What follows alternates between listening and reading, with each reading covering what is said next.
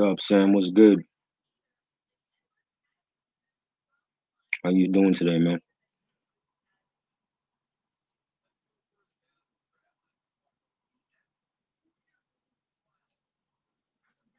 Ronnie, what up? What's popping with you, man?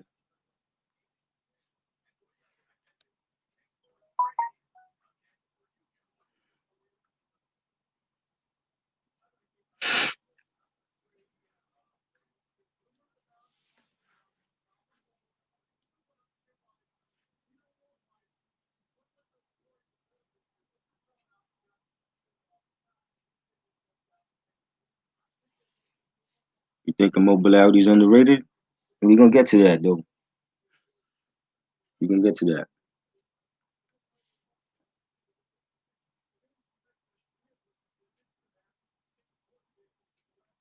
Wacko, what up? What's good? Salute.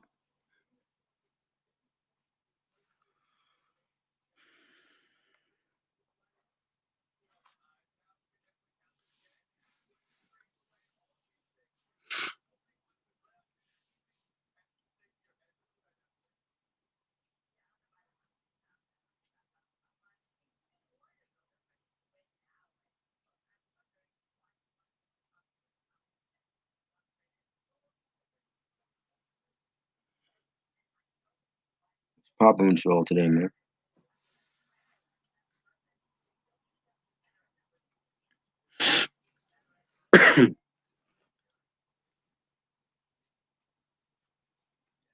I'm good. I'm chilling, man. Just doing some Woo Wednesday right now.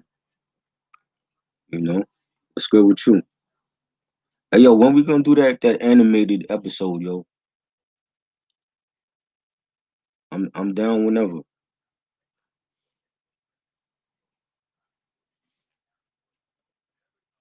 Let me know when you free.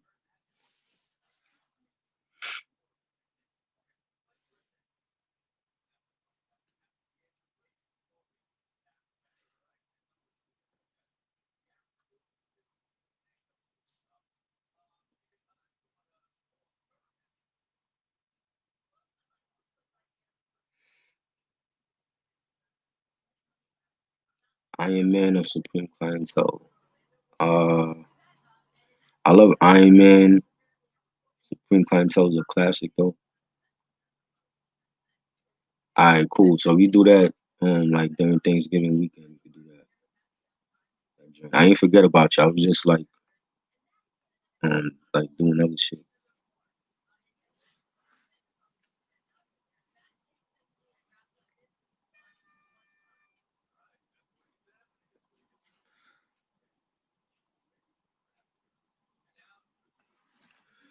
Yeah, yeah, no doubt. Yeah, I'm gonna be back on about 11 with Reg, and we're gonna discuss the Blondie album, Auto American. So you could jump on then.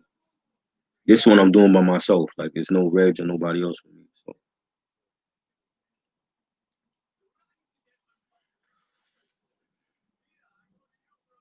that's cool.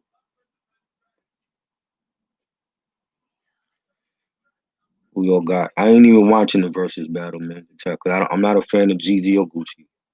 Like I like when Ti was supposed to be in it, I was Team Ti. Then he backed out for whatever reason. I don't know why, but I'm not even watching that joint. I want the Tribe and Outcast battle. That's the one I really want to see. I think that'll be a good matchup. You got Gucci. I think it's split. I heard a lot of people say Jeezy and Gucci.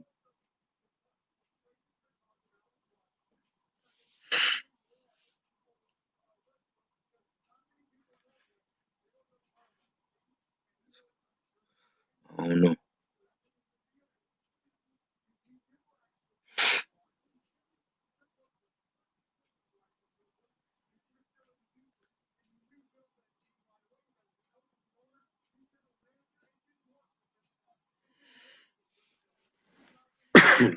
But yo, let me start this episode. What up? Makai was good. Dilla and Tribe and Tribe. I think it's supposed to be Tribe and Outkast. That's gonna be the next one. I heard people talking about that. I love both of them. I think Dilla and Tribe will be great. I don't think they're gonna battle each other though. They part of the same clique. You know what I'm saying? But I don't know who you put up against Dilla. Dilla got a flawless discography, man. You know what I'm saying? Except for like maybe the last album I ain't really care for, but I don't know. That'd be a hard one. Who you put up against Dilla? Better discography, 3 Six Mafia, Bone Thugs. 3 Six Mafia. I love Bone up until I want to say the new Thug Order. After that, I kind of like checked out of the albums, but they Keeping on the Come Up and E99, All the War. Love those albums. I don't know. I remember being on that live for them on the DJ Paul live over the summer, and he was talking about that they were planning on doing the battle, and then Swizz and Timbo stepped in and said like, "Yo, like we're gonna officially do the battle." And I don't know what happened with that. So unless it's coming, I hear nothing about it.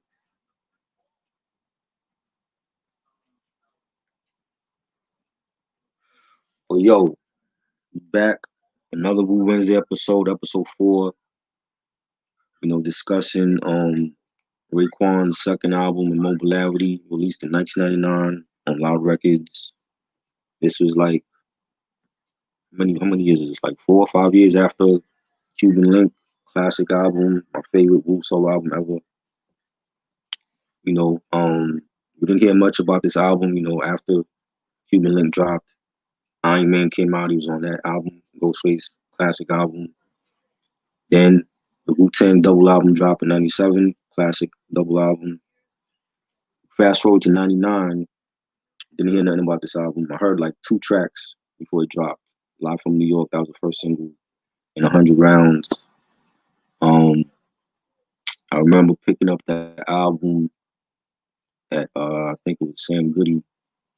Like it was like December '99. I bought it like around Christmas holidays. Going to the mall with some cousins and picking it up and getting back home and playing it, and it was dope. But it was a little bit different from the first album. There was no RZA production, no Ghostface on any of the songs. He did have 2 Wu features, but I'm gonna talk about those in a minute. The album Immobilarity is taken from The Godfather Part 3, with the European conglomerate that owned billions in real estate, and the Vatican Church was like the largest shareholder. You know, um, and Raekwon, they were known as the Immobilier, but Raekwon changed the word and fitted. He had like an acronym for the title Immobilarity, and it means I move more officially by implementing loyalty and respect in the youth. And he had his own team, the American Cream Team. They never dropped the album they were supposed to. I think it got shelved or it wasn't finished. They dropped like some mixtapes. I remember there was one mixtape that they dropped like around like 2000, and he had the members. It was him. It was Chip Banks, Polite, Triflyn, who's a producer on this album, Rhyme Wrecker, and Lord Superb. Rest in peace to Superb. So that was his crew, his own crew, aside from the clan. And the album produces, like I said, there's no RZA production on here.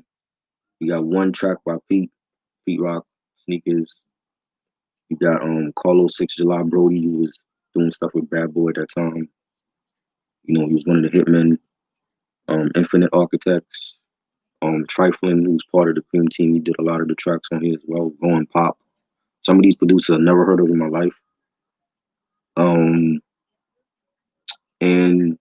you know, he had a few guest features, not too many. Kim Stevens, she was a singer. You got Big Bub from the '90s group Today. They did like early New Jack Swing stuff. When he went solo, he released some albums during the '90s. He's on All That I Got Is You Part 2. And you know, it was definitely a different album from the first one. Definitely a different album. And I know it got a lot of flack. Raekwon himself said that I've seen him in interviews, and he said like, "Yo, he don't even like the album. It's his worst album ever, and he know the fans don't like it." But I've always felt like it was decent. I didn't feel like it was whack. I felt like it's a decent album, and that's why I wanted to discuss it. Why not do it on Wednesday? Shout out to Reg because Reg actually has a review for this. I remember that. I was like from 2 3 years ago. It was funny, but I want to do my own review on this album and kind of put like some respect on it. I think it is a forgotten gem,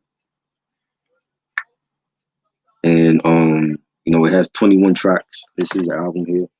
I can show you. I actually have the album. Y'all see it?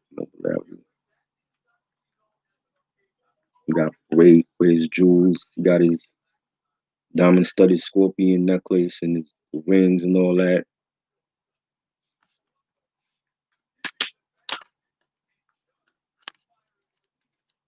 Right there. That's actually Power chilling with him. Got Ray got on the Gucci loafers and shit.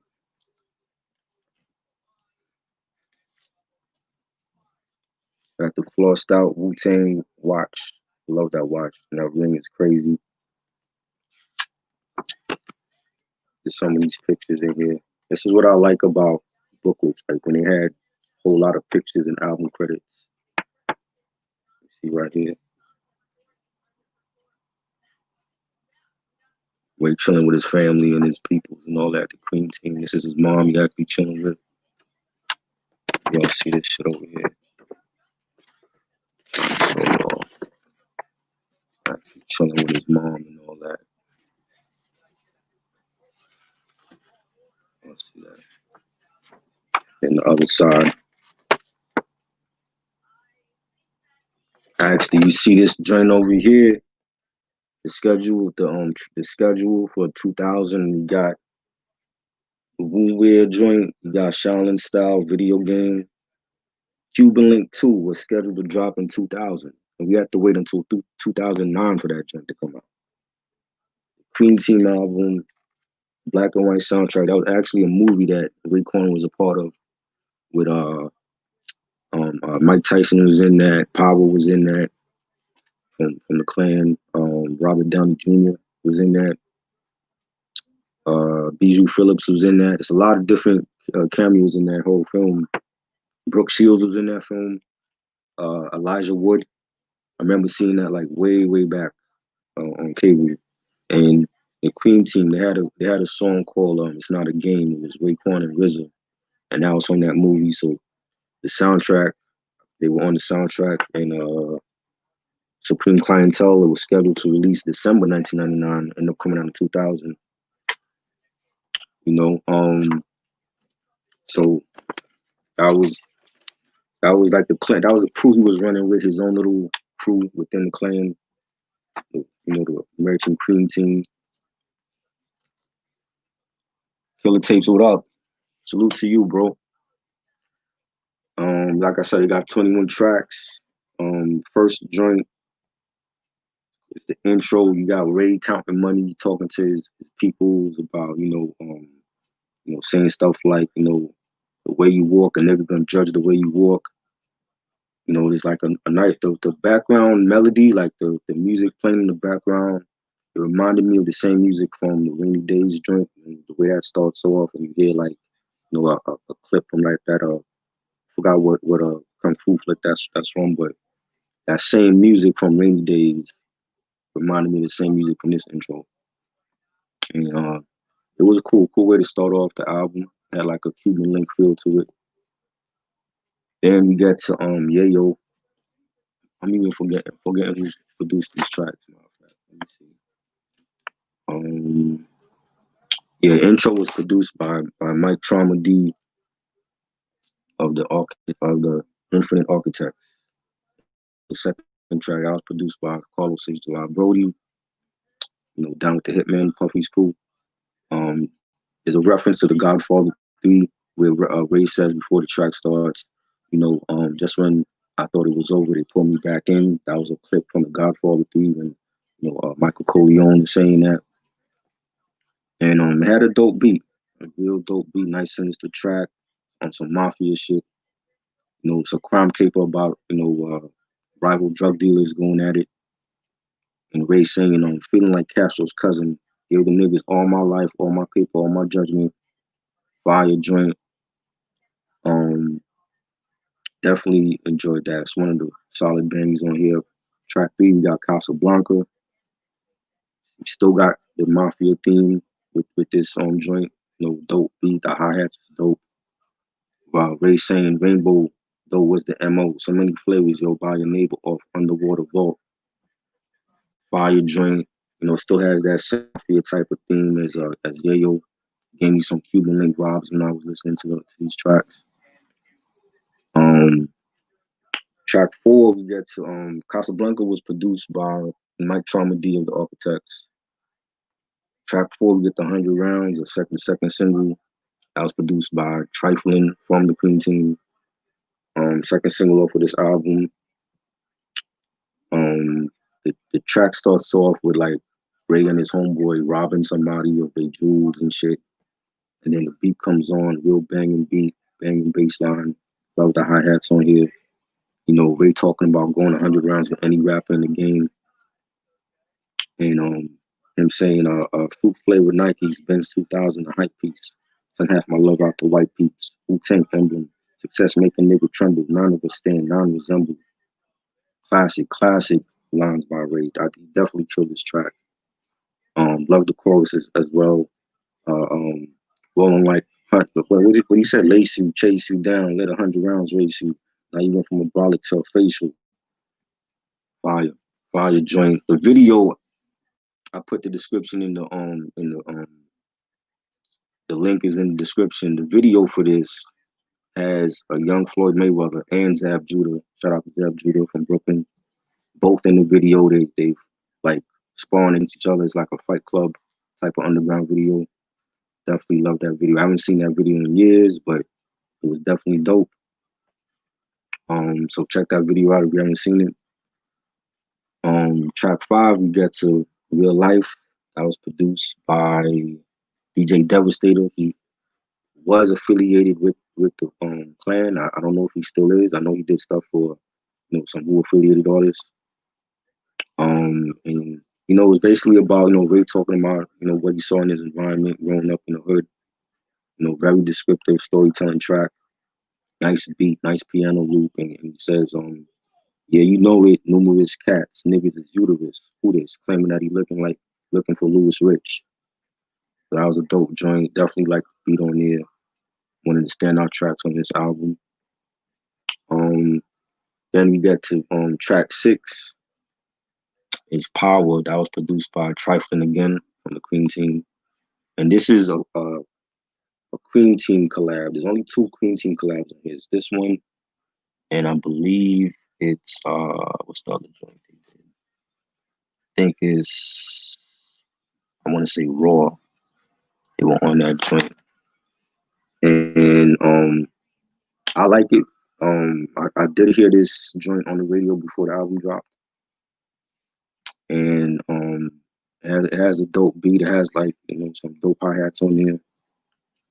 The beat sounds like I want to say like a bootleg All About the Benjamins joint.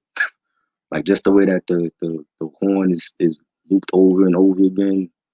The same way we heard that on Benjamin's joint. But I liked it. I thought it was dope.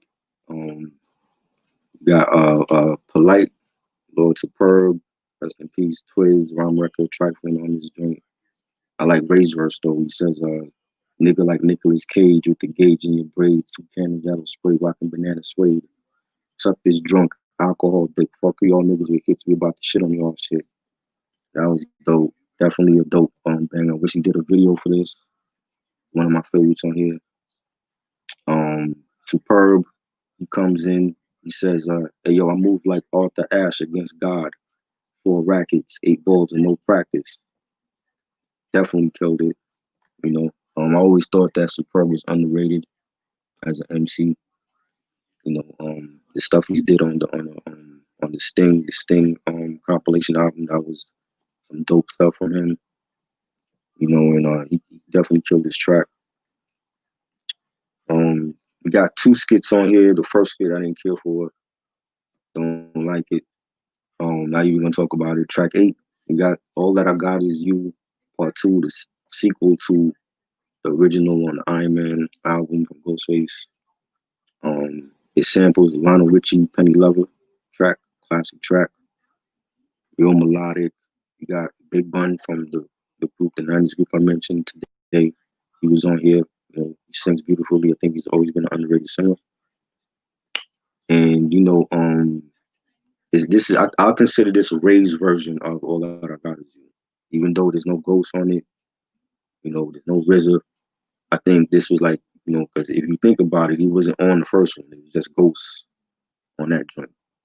And I believe Mary J. Blige is on the chorus for that. But I think this is Ray's version, being that he was on the first one. And you know, he's talking about you know, growing up on welfare, she might need health care. That made me feel no one else cared. Taught by the best, remember stress, the ghetto agenda, that's how we rest. You know, we talked about it, his mom being on welfare and hardships growing up in the hood in Shaolin. And you know, when his grandfather passed away, that bothered him. You know, yeah, when granddaddy died, I know you didn't see me cry, held it in, it hurt, ma, no lie. Definitely some heartfelt lyrics from Ray. I liked it. I think it's a dope sequel. He could have had Ghost on there. That would have been even better, but you know, I think it's cool.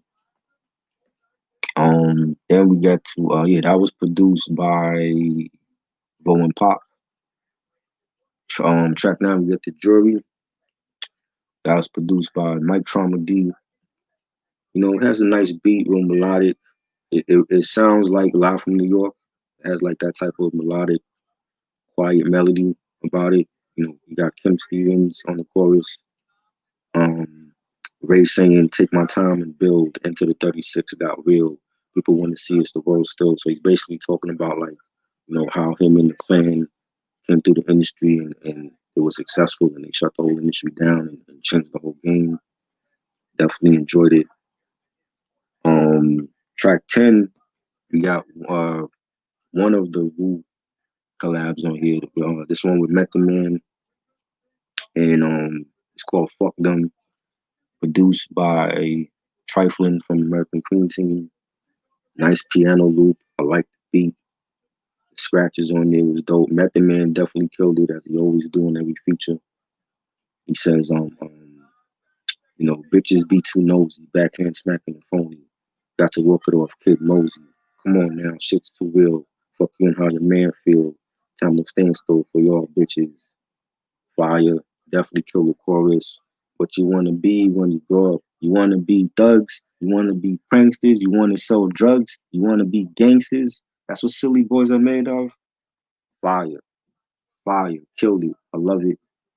Definitely a dope joint. I heard somebody told me that they think this song should have been on T2 Judgment Day, but I like it, man. I think, you know, whether it was on that album or this album, definitely a solid collab with Meth and Ray. Um, Skit 2, this one was a funny skit. Track 11, you get to Ray and his crew just, you know, chilling, and he talking about like bootleg Tims and you know, real Tims from the fake Tims. And if you got the fake Tims, your shit is like $49.99. And you know, you gotta look for the real Tims. You gotta look for the real Timberland logo on the side of the boot. He's like, and Ray's telling these people like, yo, if you got those ain't Tim trees you got on the side of your boot. Those are like you got like a bag of weed on the side of your boot and shit. And he's saying those are not Tims. Those are like fucking butter soft whoppers you rocking. You got Belgian waffles on your feet and shit. I think that shit was funny and just a funny skit about you know, Timberland boots and That's the boots that we rocked in the winter time and all that. And I still rock my Timbs, and I like that skit. The other skit I didn't care for, but this skit was cool. You know, you got track 12 now. You get to Live from New York, produced by Mike Trauma D of the Arkatechz.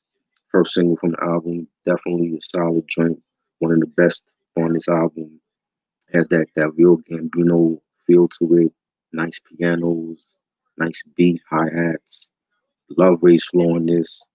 He's saying in the system we just missed them. Came through banging nothing but woo, but the crowd blitzed them. Fire.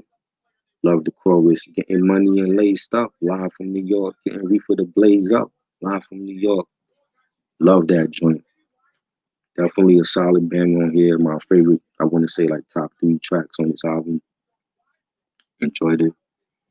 Um, yeah, that was Live from New York. There's also a video for that as well. I could not find, for some reason YouTube don't have the video. I could not find the video to like put the link in the description, but I'm gonna keep trying to look for that. But definitely a dope joint. Track 13, we get My Favorite Dread, produced by Triflyn from the Crib Team. Nice beat. I ain't really care for it too much. Not really a standout track for me, but I do like the beat. Um, Track 14, we get The Friday, produced by Triflyn again. Don't like it. Don't like the track. Don't like the lyrics by Ray. I should have been left off of the album. Um, we got to track 15, Table, produced by Trauma D, Mike Trauma D from the Arkatechz. Renzo, what up? Salute to you. This joint, the Table with Master Killer. This joint was actually a good joint. I actually like this joint with Master Killer. Even though he didn't have like a long verse, it was short. But just having this hearing like another WuTang member on this album, you know, it was cool. Real melodic track, nice beat, nice flute sample. Definitely enjoyed that. The Hill Ray and Master Killer together, that was dope. I believe I want to say on the Pete Rock NY Finest album, they did a song together, Ray and Master Killer and Pete Rock. Forgot the name of that joint. I got the album too, but that was another dope Ray and Master Killer collab on the Pete Rock album. Flickstalk, what's good, bro? Salute. Um, yeah, so that's the Table. That was a dope joint.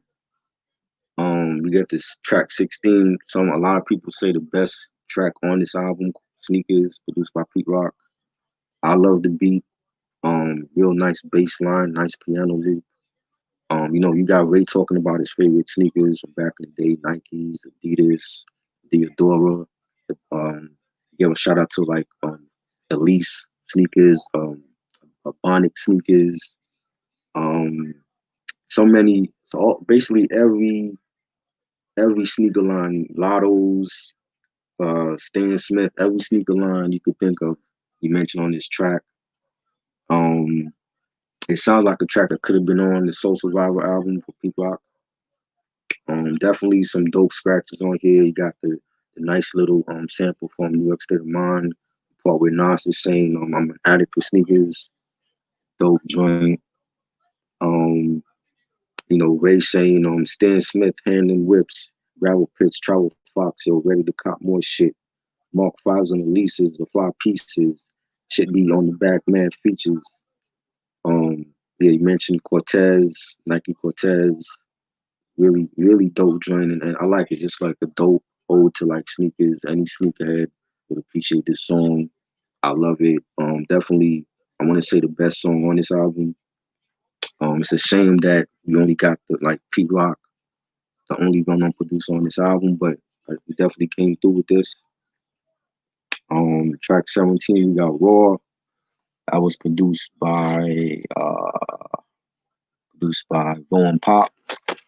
I believe this is another Cream Team collab. I didn't like it. I think it was like a whack attempt at radio play, and that really wasn't Raekwon's thing. Was that he wasn't really trying to get on the radio and do club joints, and I didn't really care for that. Track 18, we get to Pop Shit. That was produced by Von Pop again. don't like it. It sounds like a Swiss Beats, like 98, 99 knockoff type of song, like something he would have done for DMX. Didn't care for it at all. I think it's one of the worst joints on here. Track 19, you get the Heart to Heart. This joint I like. It's definitely a dope joint. Real jazzy horns on it, the bass line, the beat was knocking. You got Raekwon saying the tailor made King of New York, designer work, Prince of Wales, 100 sales, stop broken hotels, fire joint. Um, I know the sample. I didn't even like look to like write it down. The sample. So many people rhymed over that sample beat. Heavy D, rest in peace, Heavy D. He rhymed over the Soul for Real Candy Rain remix, and they used the same beat for that Raekwon used on this joint. Definitely enjoyed it. Um, that was a banger.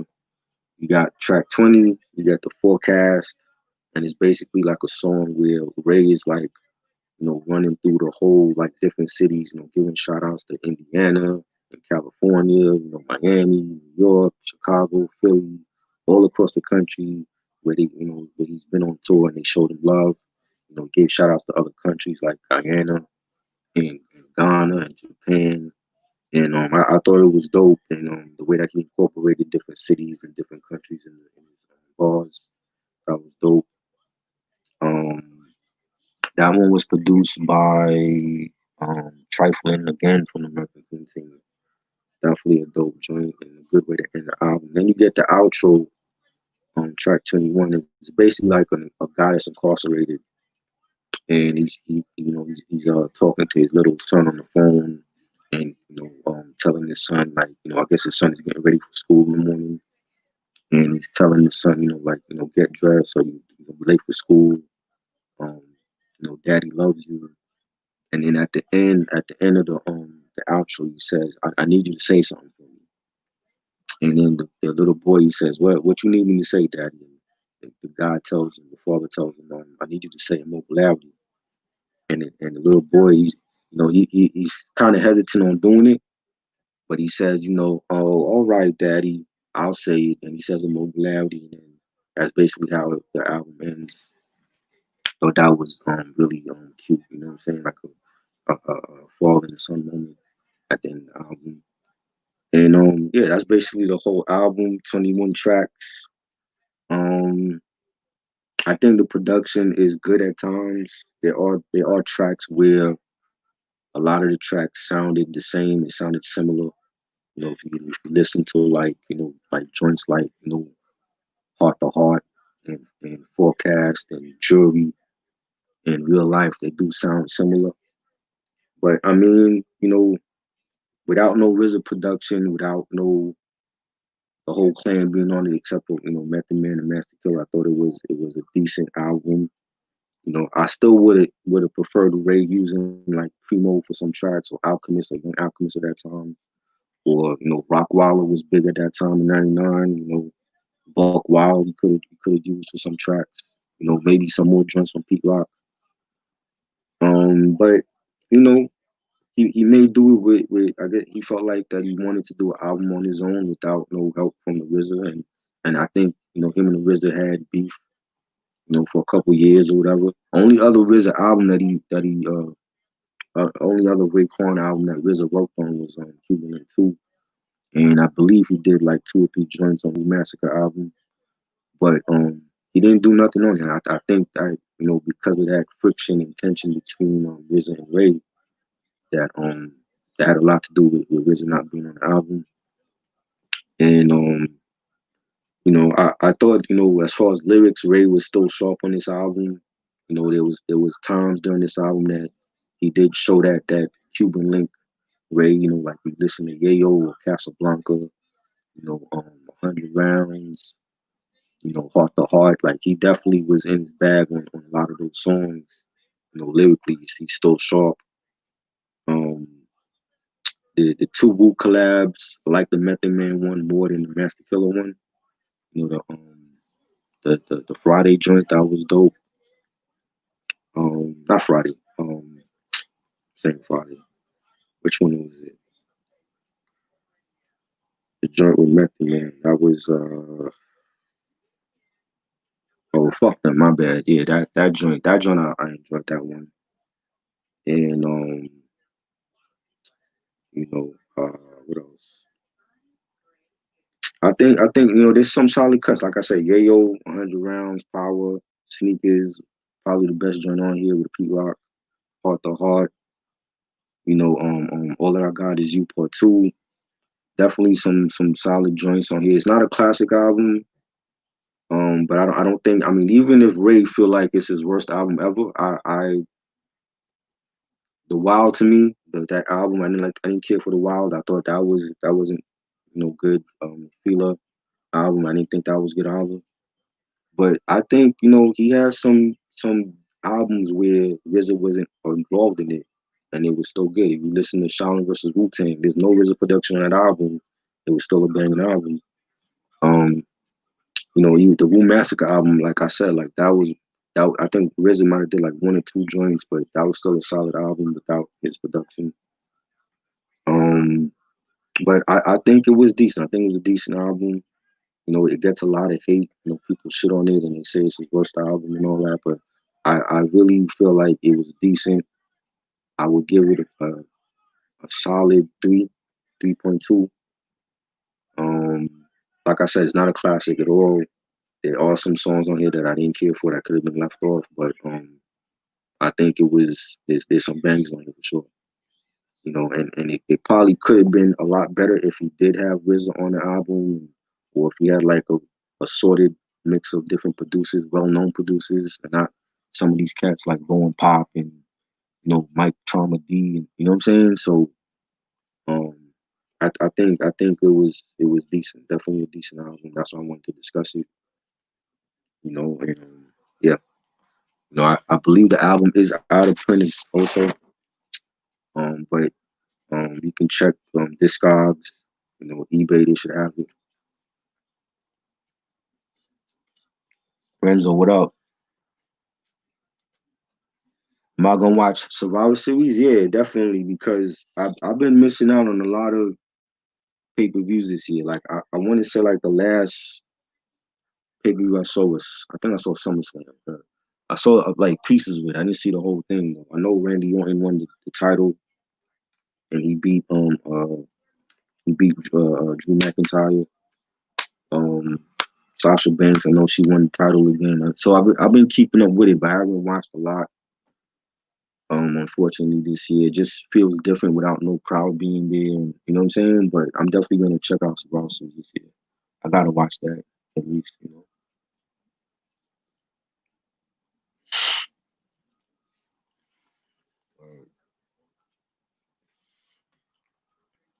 Definitely gotta check that out.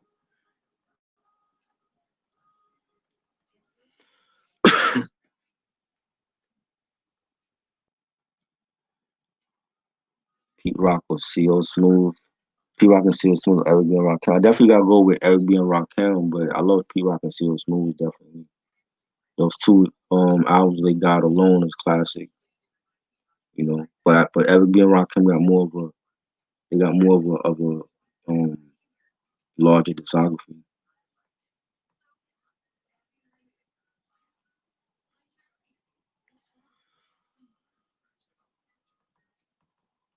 Definitely.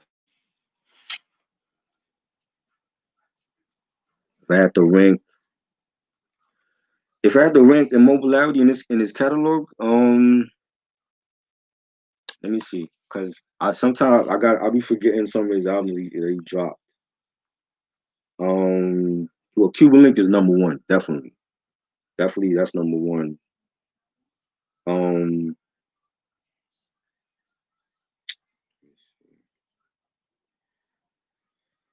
some of his albums I don't care for though. I'm gonna be definitely real with you. Um, Cuban Link 2, I think that's right up there after Cuban Link. That's definitely a solid sequel. I want to say that's probably the best sequel for an album as far as a rap album. Because I mean, you heard people like AZ still planning on dropping Double Dot 2. We're still waiting for Muddy Waters 2 to drop.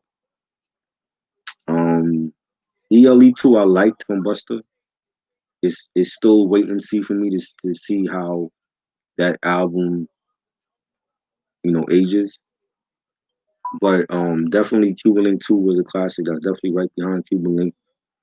Shaolin versus WuTang. I think that's highly slept on. A lot of great songs is on that. Ferry Boat, Rich and Black with Nas. Um, what else is on that joint? He had a lot of bangers on that. I remember. Butter Knives was dope. The Rock and Roll with Jim Jones and Max B. That was definitely a solid album. That's probably gonna be number 3 for me. Um, Lex Diamond story. I don't even remember. I remember listening to it, but I don't like. Other than I believe there was a Fat Joe collab on there. Other than that, I don't really remember that one. And I know that one didn't wasn't like a big release for him. I want to say I would put Immobilarity like number 4. I think. I think that'll be number 4 for me. Like right after Cuban Link 2 and Shaolin versus Wu-Tang. Like I said, like Freela, I didn't like that album. Lex Diamond story, then I don't even remember Lex Diamond. I remember like one song and that was it. Wu Massacre, I don't know if we really would throw that into discography. That's like a collab album with Meth and Ghost. That was decent. Um, but yeah, as far as like his solo albums, like just not even the mixtapes, just the solo stuff, I would definitely put this like number 4. Like I said, like I've always liked it, but it's not a classic at all. But there are some solid joints on here, and I think it was daring for Ray to do a solo album with no RZA. Like after coming off the success of Cuban Link, and that's like an all time Wu solo classic. And it was very he had guts to say like, yo, I'm not doing this album with RZA. It's my sophomore album. Big expectations coming off the success of the first one and WuTang Forever. And to do that without no RZA production and at the time a lot of unknown producers and to have only 2 Wu-Tang features on here. He got guts. He got definitely took a risk and a gamble doing that. Even though a lot of people don't like it and it didn't really pay off in the end, but I appreciate the album.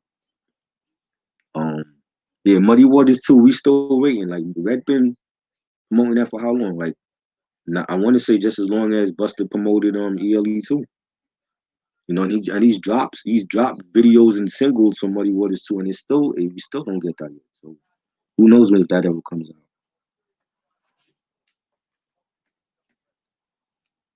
Number 5, the Wild. I forgot about them. That one I actually heard, but I felt like he was trying to do like what he did on the Fila album, and I felt like he was trying to collaborate with a lot more newer artists and artists that he probably wouldn't normally would have collaborated with on Cuban Link.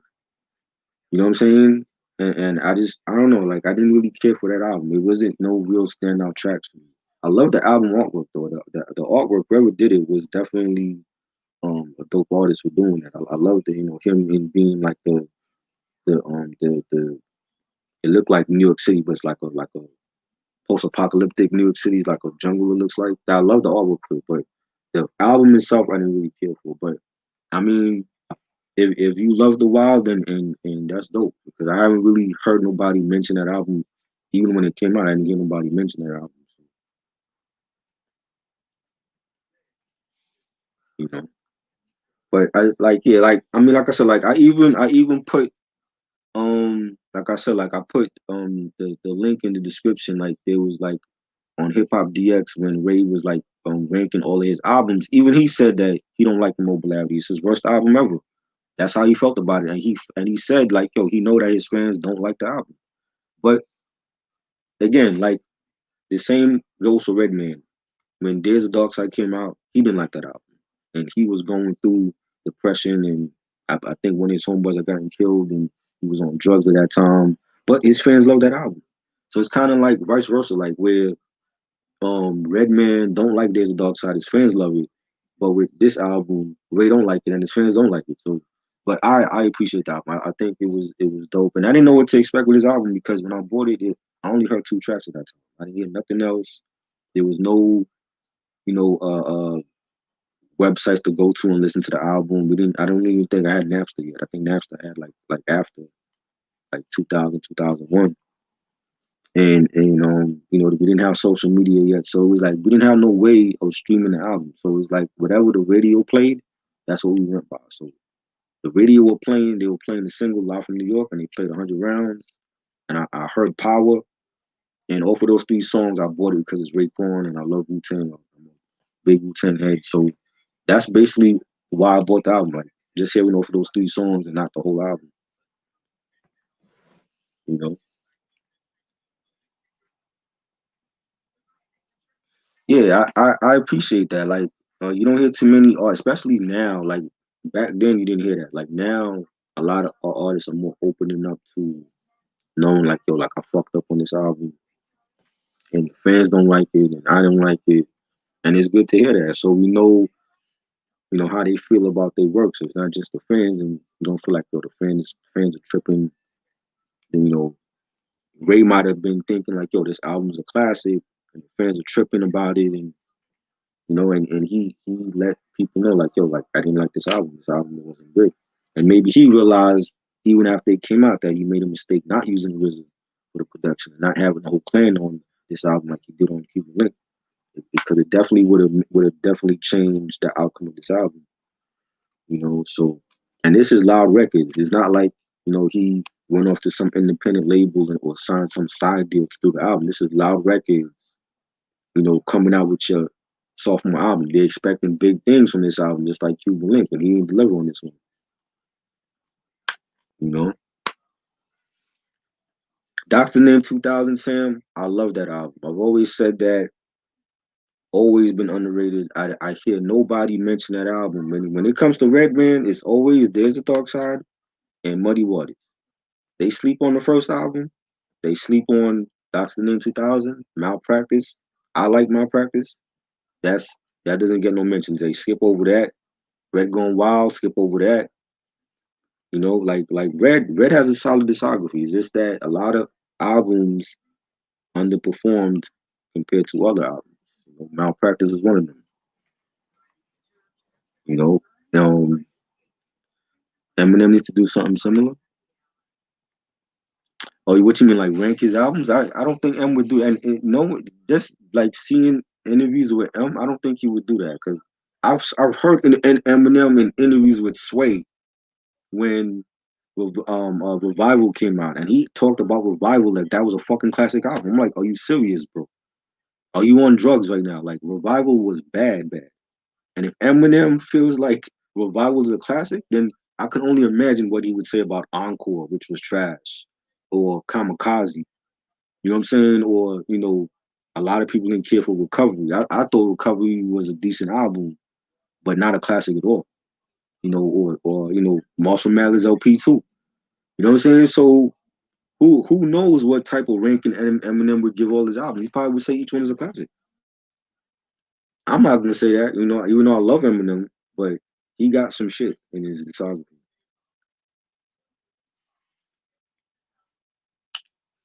Nah, I didn't get no new pickups yet, but hopefully before the end of the year, I plan on getting some stuff. So definitely, yeah, the goodness of Busta Rhymes. That was a great collab. I wish Busta was in the video, but that was a great collaboration with him and Redman. Yeah, Redman. I said that. What the album, but they don't mention that album when it comes to his discography. It's always Muddy Waters and There's a Dark Side. And I feel like What the Album was a classic debut album. It was not. It was at that time. It was like it didn't sound like no album out there at that time. Like even the videos that was done for that album, it didn't look like no other video that was out at that time. You know what I'm saying? Like Redman always had his own lane. He stuck to it. Nobody sounded like him. You know what I'm saying? And I love that first album, and that was one of my favorites in '92. That's what made me become a Redman fan, and just seeing his career take off since then is phenomenal.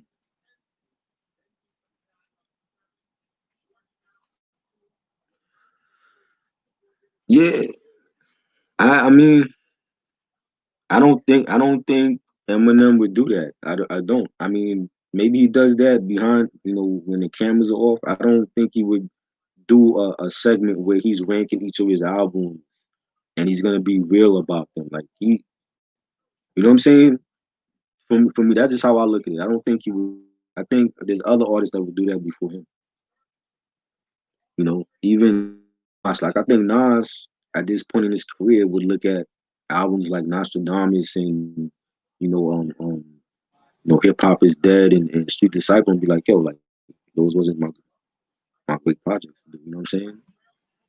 Now, Young Nas, I don't know if Young Nas would admit it to that, but I think Nas, and the way that he is, like he seems more wiser now that he's older. I think now in his where he's at in his life and his career, I think he would definitely do an album ranking and admit to like, yo, I fucked up on a lot of on some of these albums.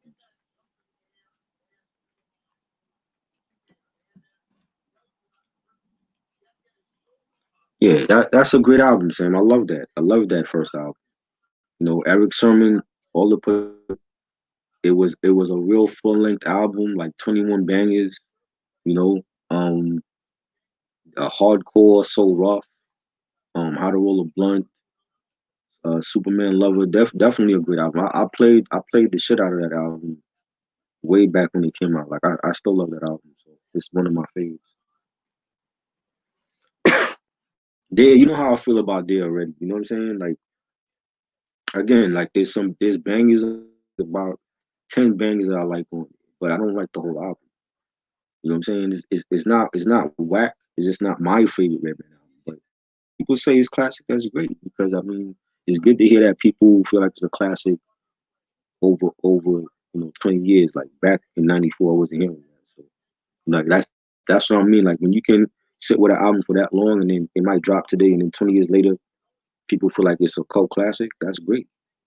Because then there's always gonna be generations that's gonna go back and check that album out. So, favorite song from Midnight Marauders. Damn, yo. Ronnie, you would have to ask me favorite song from Midnight. I gotta pick one. Shit, Electric Relaxation, Steve Biko, Lyrics to Gold. It's so many, man. Oh my God, I love that whole album. That whole album it's impossible to just pick one great song from that album. Man. A Wood Tour, of course.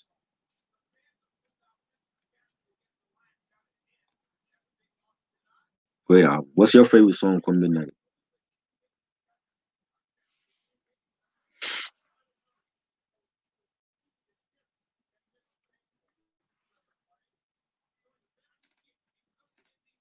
Back in Business was solid. That a great. I don't even want to say it's a great comeback album for EPMD.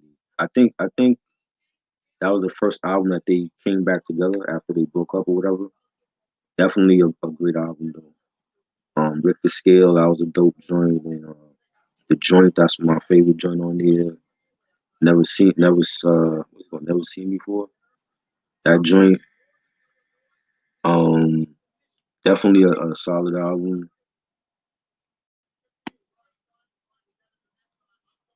What what I think about Blackout? Blackout is a classic. Love Blackout. Definitely. That's the way you do a team up album.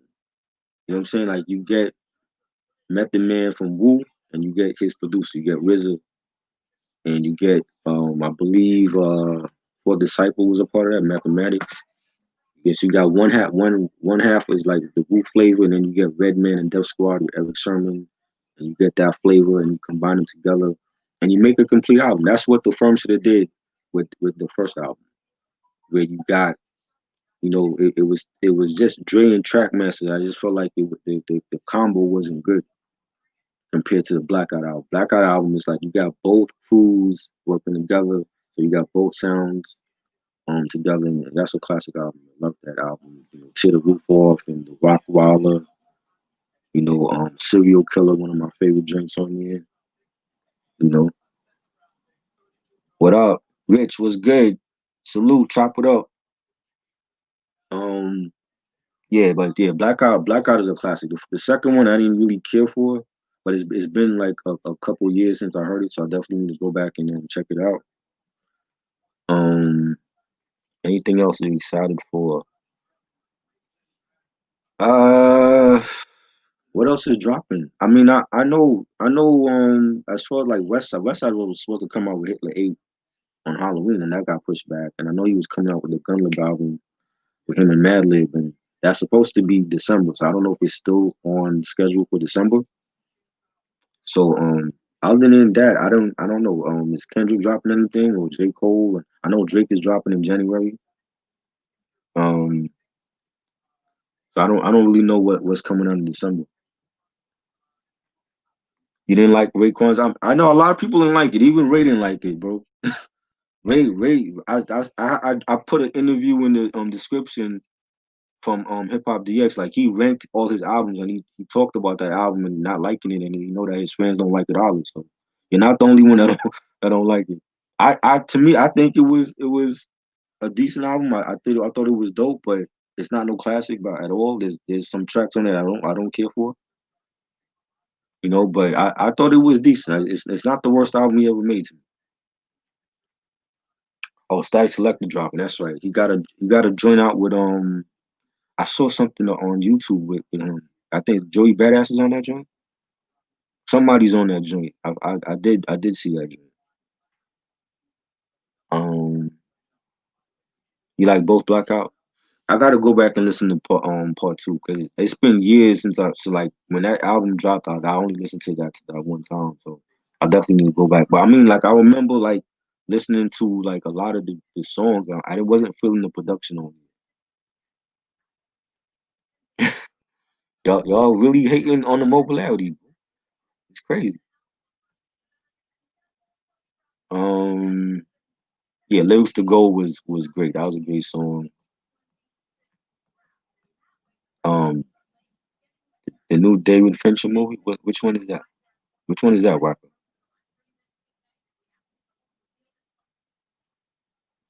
What's the name of it? Y'all really hate Immobilarity. That's crazy. Oh, every album review I do is not gonna be a classic. So it's gonna be some that y'all might not like, and I might like it, and y'all might not like it, or I might not like it, and y'all like it.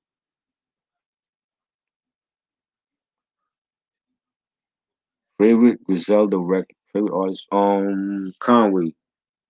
I love Conway and Ben. Well, I don't know because I love West Side albums also. Like even though he's not like the strongest lyricist in Griselda, but his discography is solid. Like every album, you know, Supreme Blind Toe was my favorite, but I really enjoyed Fly God 2 this year. Pray for Paris. I like some of the joints on that. I think he got to me on a lot of those collabs on that album. He got overshadowed by either Tyler the Creator or Joey Badass. But that was a dope album. Who Made the Sunshine? That was another dope album. Like Westside got a strong discography. As far as like bars, it's a tie between Conway and Benny. You know what I'm saying? But I think I gotta lean a little bit more towards Conway because he got more projects out than Benny on Griselda at least. I know Benny got like mixtapes before he joined Griselda, but on Griselda, I think Conway got a little bit more projects. I like his stuff a lot more, but Benny definitely has a great album this year. You know, Conway from the Kings of God, that was a great album. Would I review Blackout? Yeah, yeah. I could definitely um would consider doing that. Cause I never discussed that album. I don't think I discussed Blackout before, so I definitely might do that. But yeah, Billy Danzini. I was on his live stream on Saturday for Weekly Rap Gods, and he was like at a gas. He was parked at a gas station from his Jeep, and he was talking about the album. And I was like the only dude on the live stream asking him questions. Nobody else was asking him questions. So I definitely want to check that out because I've always been an MOP fan. I saw MOP live in concert last year. I know you was at that show, Rich, at the Master of the Ceremony show at the Barclays Center, and MOP did his thing. I actually asked him about that show, and he said he didn't want to be on. They didn't want to be on that tour because they only gave them like 2 or 3 songs to perform, and he said like the promotion wasn't good for the tour. Whatever. Um, it's called Mank. It's on Netflix. I gotta check it out. I didn't hear about the movie. What's the movie about, Wacker? Post the link so I can check it out. Um, Immobilarity only have 4 good songs? Nah, bro. You- No, it had more than 4. I mean, to me, I mean, Yayo was dope. Casablanca, 100 Rounds, Power. I like All That I Got Is You Part Two, even though there's no Ghost on there, but I feel like I was like his version because he wasn't on the first one. Live from New York, that's a banger. The Method Man joint, fuck them. Sneakers, probably the best song on here. Heart to Heart. There's some bangs on it. It's not a great album though. It's not classic, but I think there's more bangs than just 4 though. Better discography, Uptown or Death Row. Uptown Records. Death Row, for the little time that they were relevant, they did a lot. They accomplished a lot and accomplished a lot for gangster rap and West Coast hip hop. But Uptown had like the R&B acts like Jodeci and Mary J. and Christopher Williams were great. Heavy D and the Boys, Father MC, Albie Shore. They had like a great roster at that time. They did a lot for R&B and for early hip hop. Favorite album by Rock Marcy. I'm actually talking about the new album on Friday night with my homeboy Guillermo from Legion of Knicks podcast. We were supposed to do it on Tuesday, but with this everything, he's a big Knicks fan, and we got the NBA draft coming tonight, so he couldn't do it on Tuesday. But we're definitely going to talk about that album on Friday night at 9 o'clock. And then right after that, I'm jumping on the Regis channel because we're going to be discussing Mary J. Blige, My Life album, classic album. So definitely looking forward to those two. Favorite album by Rock. I love the Chaos album with Muggs. I thought that was a great album. I love the Reloaded album. The Rosebud, Revenge. That was great. Rock Marcy has a solid discography too. Like he's definitely right up there with when it comes to discographies of like this new era, definitely up there with West Side and with Fleet Lord and Conway. You know,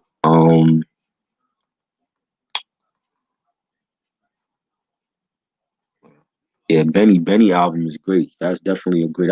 I want to say that's right up there with. See, Tanner Talk 3. I love Tanner Talk 3. 97 Bonnie and Clyde and those joints that came off of that album and Plugs I Met, that was dope. Even though it was like a shorter project, but um that new Benny album is right up there. Definitely an album of the year contender.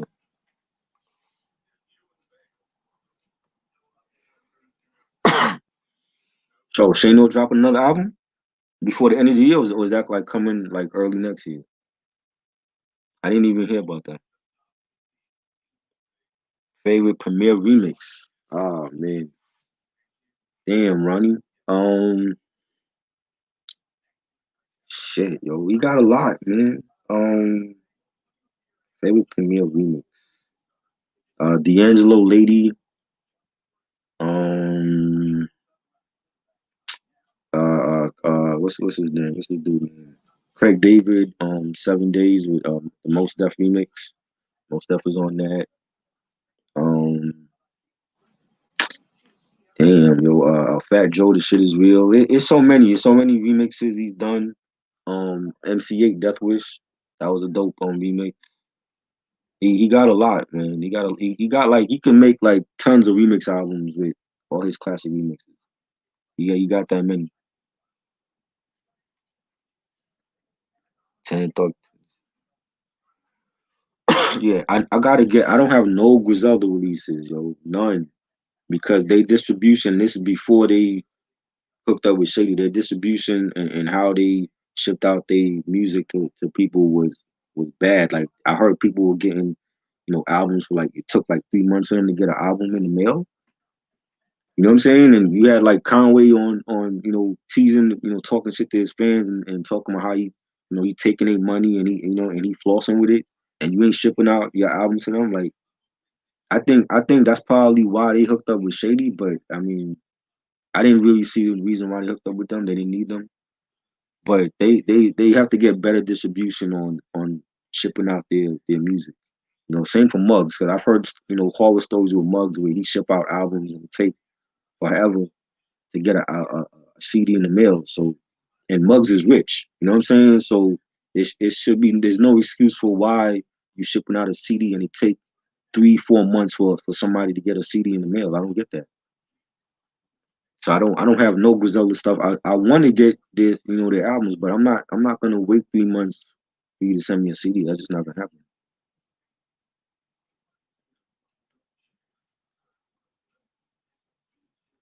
On Amazon. Yeah, but Amazon got Benny stuff. They don't got Conway shit and they don't got West Side shit. And if they do, it's like all out of print. You know what I'm saying? So you basically gotta know like a CD seller online that have it, or go to eBay or something. You know what I'm saying? And eBay, the prices are crazy for the, especially on vinyl. The vinyl stuff is like in the hundreds.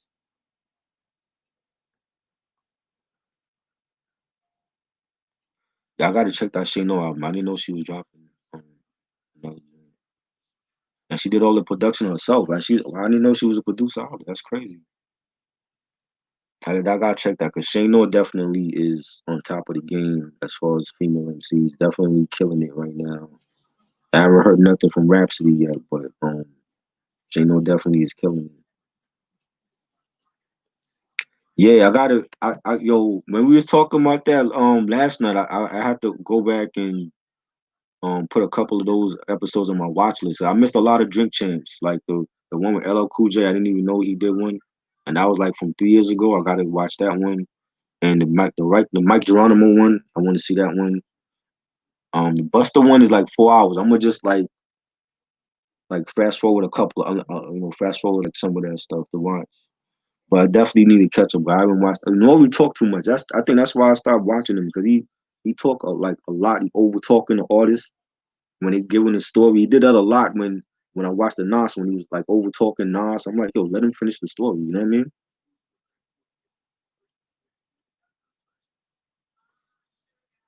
Yeah, it's like it's weird. I'm like, you would think they would have a deal in place with Amazon where you can get their stuff easier through them. You know what I'm saying? And you can't. And it's like they need a better distribution. If they sign with Rock Nation, then Jay-Z got to be able to set up a distribution system for them where they can, ship out their music in a timely manner to their fans. No reason why their fans should be paying money for an album and they gotta wait three months for an album. That's crazy. It's not like it's coming from Japan. Like come on, man. I can see if it was coming from overseas, but it's like if you shipping out shit here in the US, it should be, arrival at people's house in a timely manner.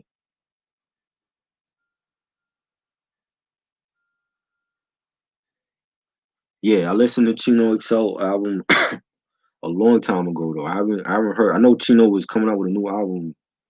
Um I don't know if it's out yet. I think it's coming out soon, supposedly. It's supposed to be really, really a hot album.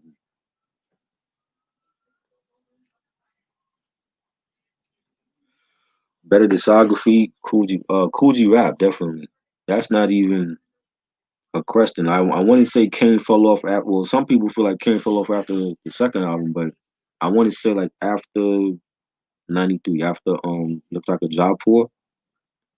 That's when he really started to decline his music.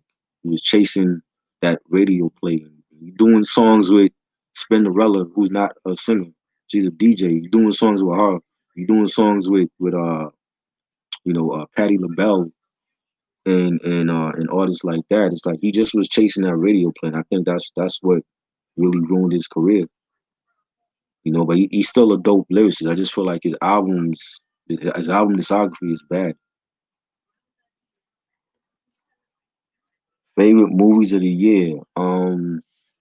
King of Staten Island, The Five Bloods. Um, what else? What else I saw that was good? I've seen a lot of movies this year, yo. Those two come to mind because I feel like those two still stood out for me. I haven't seen Tenet yet, so I have to watch Tenet before the end of the year. Um, what else? Mm, I'm trying to think of what else. What else really came out this year? I didn't see Mulan, so I don't really know if that's good. I heard a lot of people didn't like that. Um, I know I'm forgetting a couple of movies, but a lot of movies got pushed back. Like a lot of movies I thought was gonna come out. Place Two, I didn't get to see that. Um, Black Widow, I didn't get to see that. That didn't come out. Conjuring 3, I didn't get to see that. So I'm looking forward to those movies. Hopefully they come out next year. But I'm definitely gonna have to do like a best movies of the year type of discussion because you know would I do it? Yeah, I would definitely do a Cool G Rap disciple. I don't have no Cool G Rap albums though. Like when I do a lot of discussions like regarding movies or music or whatever, I like to actually have the physical with me. You know what I'm saying? Not too many times I like doing discussions where I don't have the album or I don't have that DVD or um whatever it is that I'm discussing. You know what I'm saying? I like to actually because I'm a collector as well, so I like to actually have that physical media in my hand when I'm talking about a lot of these albums or movies or whatever. So um, you know, I don't have no Cool G Rap albums on CD. I need to get 456. That's like the only one that's still available on Amazon. Like a lot of the other stuff, Roots of Evil, and I think the kind of story is out of print. A lot of the Cool G Rap and Polo stuff is out of print. Yeah, King of Staten Island was good. That movie surprised me because I'm so used to seeing Pete Davidson on Saturday Night Live, doing sketch comedy, and he's just so goofy, but like he actually played like a serious role. I think the role was serious for him because it was actually a true story. Like his father died in 9/11.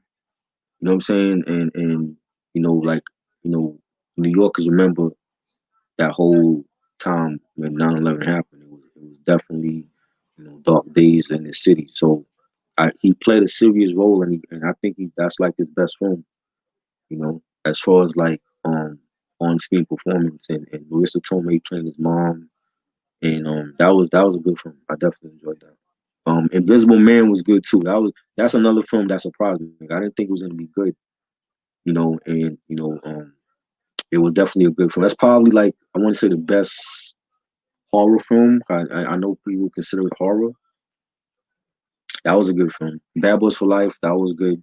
That's another film that surprised me because I didn't really, they were gone for so long, and I remember going opening night for Bad Boys 2, like way back when that came out, and I didn't, when these movie companies do like these sequels for these like franchises and they wait like 12, 15 years to come out, you don't really know if the chemistry going to be there again. You know what I'm saying? And what the storyline going to be. But it was definitely a good film. I definitely enjoyed Bad Boys for Life and how they expanded more on Will's character in that film. That definitely was good. I'm definitely looking forward to them doing part four. Hopefully you know, they come out more sooner with part four and not have us waiting another 12 years or whatever it was. Favorite hood movie. Um, favorite hood movie, Boys in the Hood. That's I watched that a lot. Juice, I watched that a lot. Um, yeah, New Jack City, if you want to call that a hood film. I actually went to see New Jack City for my birthday back then when it came out.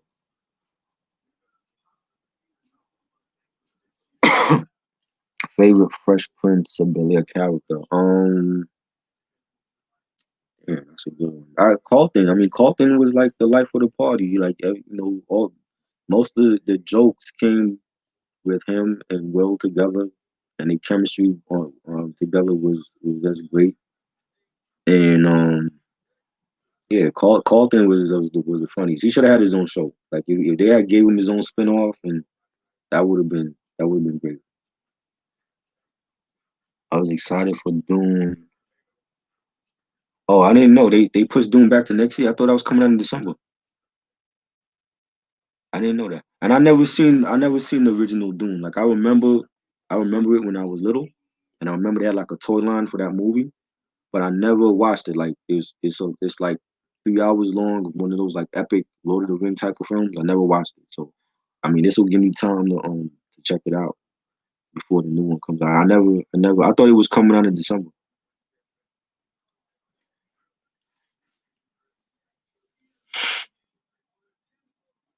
That's crazy.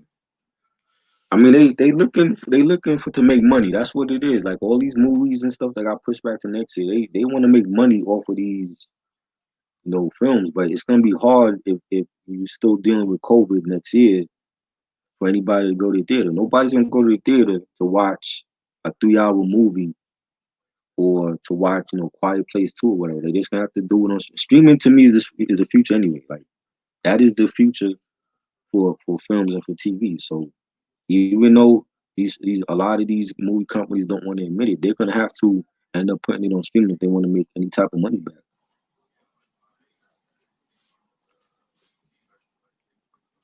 Oh wow, and it got pushed back to October of next year. That's crazy. I heard it was supposed to come out in December. I seen the trailer for that. I saw the trailer for that film, and they got Zendaya is in that film, and they have like I think Jeffrey Dean Morgan. They have a whole bunch of big stars in that film, but um I didn't know it got pushed back to next year. What up? What up, Antoine? Salute, man. How you doing?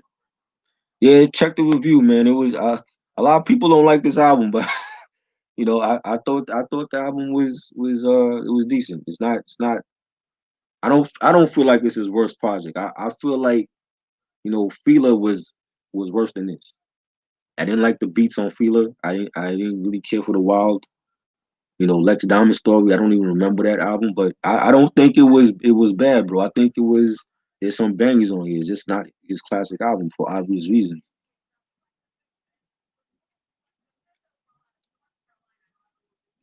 Aretha Franklin biopic.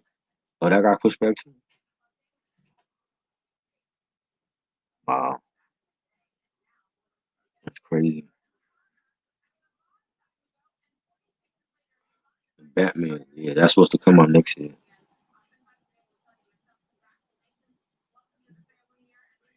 We should be in the Mount Rushmore of gangster rap. Wow. Um, you got to put NWA.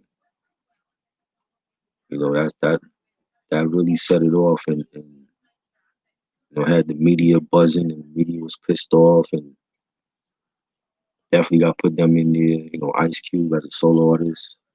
Dre, what he's done for. I mean, I don't know. I mean, it varies. Yo, Ice T definitely got to be there. You know, there's a lot. DOC. I mean, a lot of people loved his stuff before the accident. You know, MC Ren. I thought he was a dope solo artist when he left NWA. Would you consider MC8 a gangster rap? I think MC8 is underrated as an artist.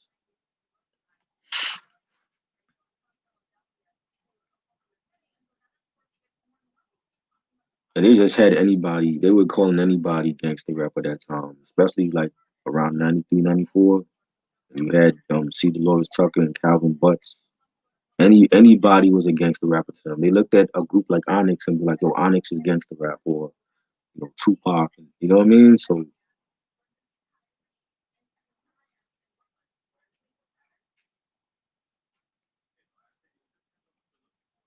yeah, the Batman. I'm interested in seeing that. I don't know how it's gonna turn out though, because I've been through every incarnation of Batman from Keaton, Kilmer, Clooney, Kristen Bell, Ben Affleck. You know what I'm saying? So at this point, I was like, I don't even know how Robert Pattinson's gonna turn out. Hopefully, it's good. You know, favorite song from the Beastie Boys. Favorite song off top, I would say, "So What You Want." I love that song, but it was a whole bunch of them. "Hey Ladies," "Intergalactic," "Get It Together," "Root Down," "Pass the Mic." I love. There's a lot of Beastie Boys stuff I love. Man. You know, that's one of my favorite groups. I actually want to discuss some Beastie Boys stuff on here. You know, maybe I'll do like a discography. I can't. I don't even know what I could do for a discography because they got so much stuff and a lot of it is out of print. I only got a couple of their albums.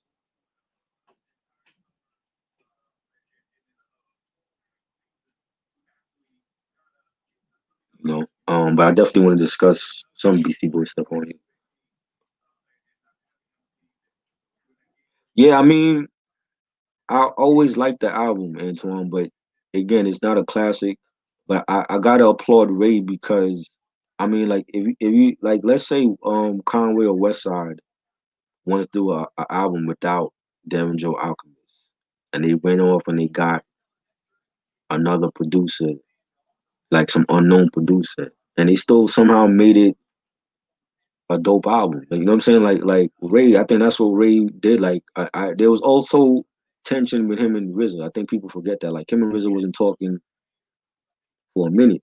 That's why RZA's not on a lot of his albums. Like the only other album he's done stuff for is Cuban Link 2, and that came out in 2009.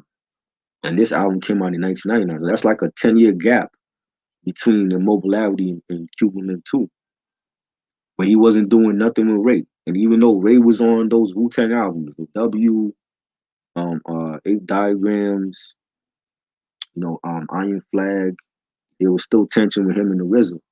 And I think he even talked about it in different interviews or whatever. You know what I'm saying? And even after that, like after Cuban Link, Shaolin versus Wu-Tang, he's not on that album. And that's a dope album without no RZA production. He had Alchemist on that album.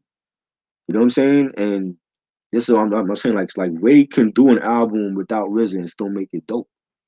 But this one, a lot of people don't consider it a dope album.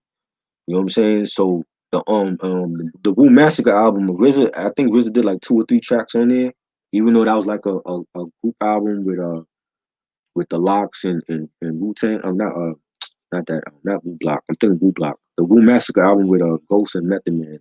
RZA did like two or three joints on there, including the hit single. You know what I'm saying? But again, like people don't really mention that album. It's not a Ray album. It's like a side project.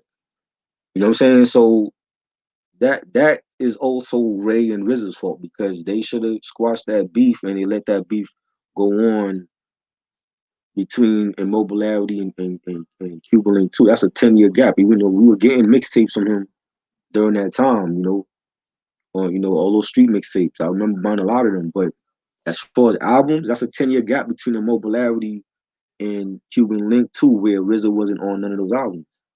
So that's you have to blame RZA and Ray for that too. But I thought it was a dope album. Like, you know what I'm saying? Cuban Link is still his best album ever. Right after that, I would definitely put the sequel because I think the sequel was definitely a solid sequel to the first one. Like I said, like Shaolin versus Wu Tang, highly underrated album. Um, like I said, Immobilarity is dope, but it's not a classic. Like there's some joints on this album, and especially like the lower half of the album when you get towards the end and the outro, like Friday and what's the other joints I didn't care for? Pop Shit, Raw. I didn't care for those songs. The skits wasn't really needed, even though I like the bootleg Timberland skit, but you didn't really need no skits on here. You know what I'm saying? Like um it was okay to me. It's not a classic, but it's not bad to me. I think there's definitely some bangers on here.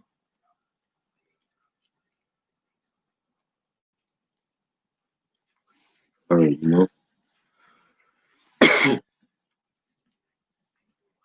Am I gonna start? No, I don't.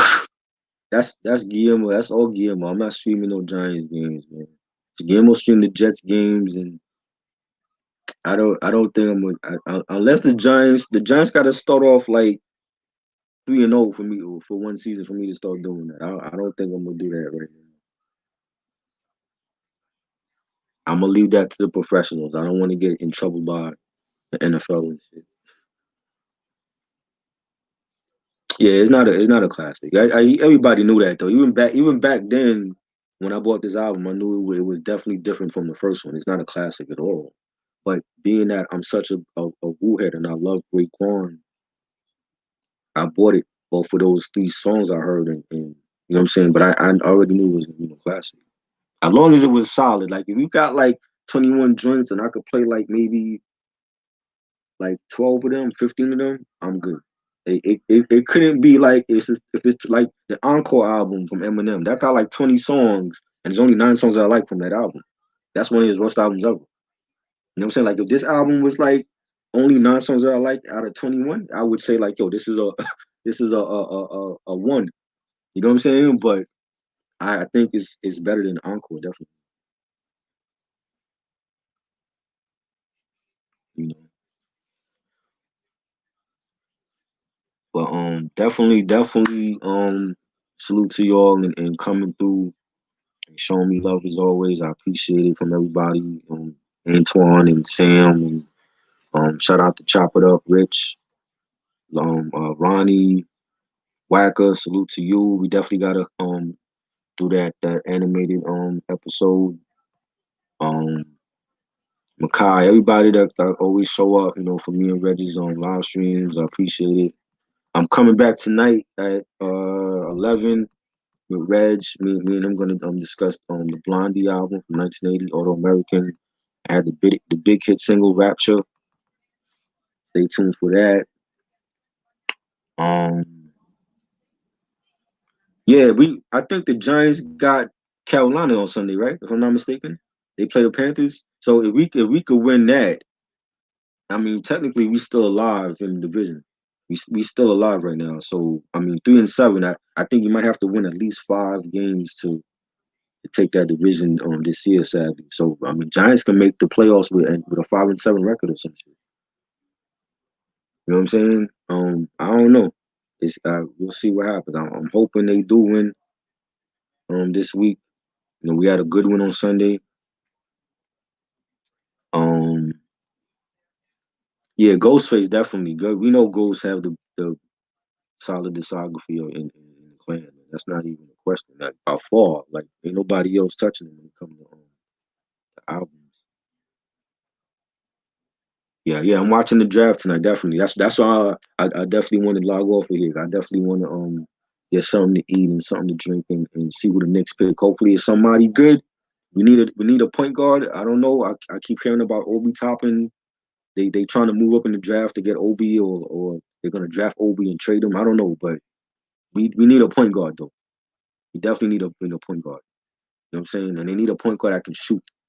You know what I'm saying? Like I know the fans are in love with Frank and keeping Frank, but Frank can't shoot. I mean, he's good on defense or whatever. You can put him in for defensive purposes, but we need a point guard here that can shoot. Okay, and none of the point guards on the team can shoot.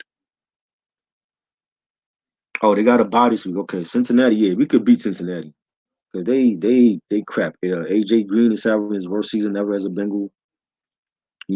Rose is a rookie quarterback. They that's definitely a win for the Giants. They can't lose that.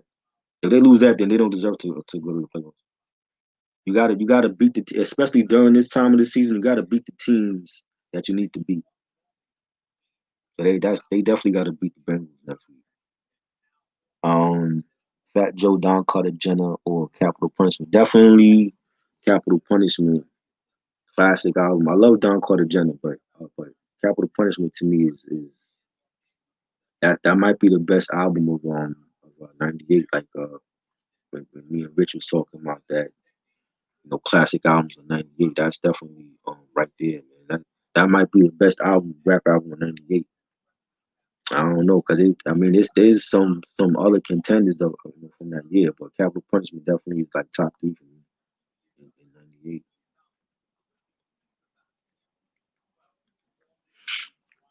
But yeah, I'm definitely gonna be. I ain't gonna watch the whole thing unless it's like some major trades going down or whatever. But I'm gonna definitely watch the first round and see who go where. You know what I'm saying?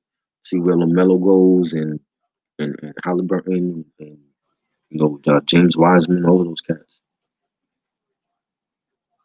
Yeah, definitely. Carter Jenner is a solid album. That's definitely a solid album.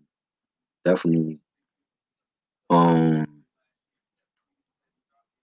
Harden and Westbrook. I don't know. I know the Rockets saying that they're not anxious to make no moves right now because Harden is locked up for 4 years.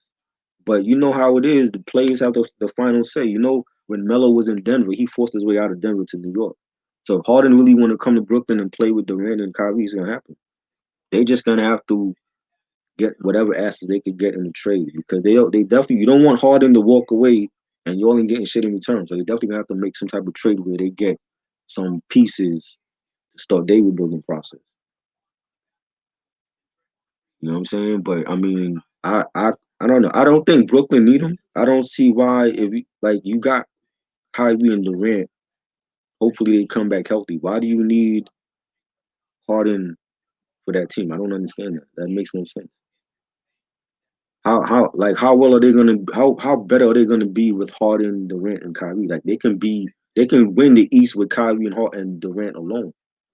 So why would you need Harden? I don't understand it.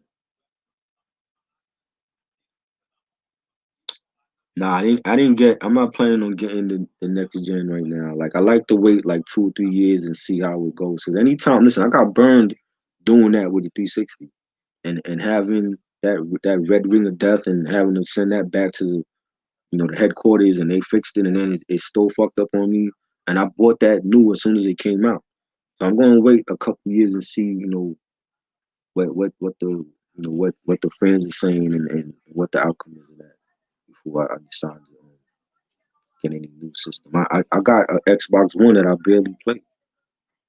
You know what I'm saying? I want to at least get deeper, familiar with the system and play a couple joints on it before I decide to buy another system already.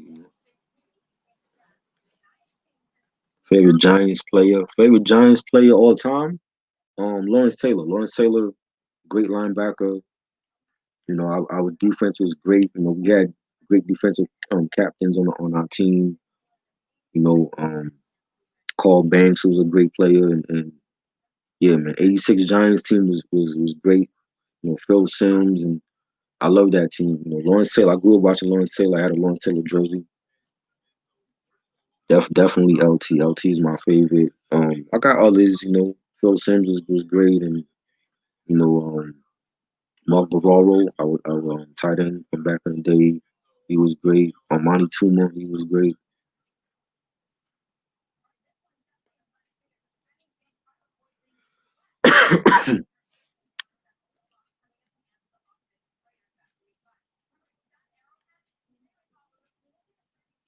Griselda. Yeah, Griselda definitely putting out, great stuff, but I didn't understand the whole hooking up with Shady in the first place. I'm like, they're independent, they got their own buzz. Why do you need Shady? I didn't understand that. If you're chasing mainstream and maybe that's why you want to hook up with Shady, but they have their own buzz going on. They don't need Shady. Eminem need them. They don't need Eminem.